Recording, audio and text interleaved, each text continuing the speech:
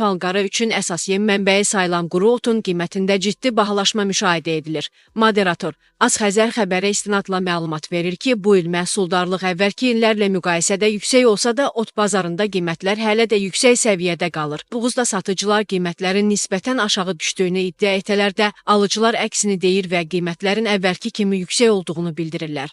Hazırda Şəki və İsmayıllı bölgələrində quru otun bir bağlaması 4-6 manat arasında satılır. Bazarda otun qiyməti 2 manatdan başlayır, ancaq heyvanlar üçün daha faydalı sayılan yonca və vələmirin bağlaması 4-5 manatdan da yuxarı təklif edilir. İqtisadçı Xalid Kərimli mövzu ilə bağlı qeyd edib ki, yem və digər təsərrüfat xərclərinin artması sonda ət məhsullarının da bahalaşmasına gətirib çıxarır. Onun sözlərinə görə yaxın vaxtlarda ətin qiymətində yenidən artımın baş verməsi qaçılmazdır. Bugün Cəfər Cabbarlı adına Azərbaycan Film Kino Studiyasının arxa tərəfində yerləşən uzun müddətdir istifadə edilməyən ambarda partlayış hadisəsi baş verib.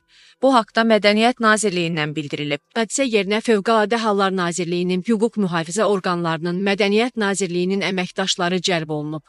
Hazırda hadisənin dəqiq səbəblərinin müəyyənləşdirilməsi məqsədilə araşdırmalar davam edir. Mədəniyyət Nazirliyi, Fövqəladə Hallar Nazirliyi və digər aidiyyatı qurumlar tərəfindən təhlükəsizlik tədbirləri görülür, əraziyə texniki ekspertlər cəlb edilib. Əlavə məlumatlar rəsmi mənbələrdən daxil olduqca ictimaiyyətə çatdırılacaq.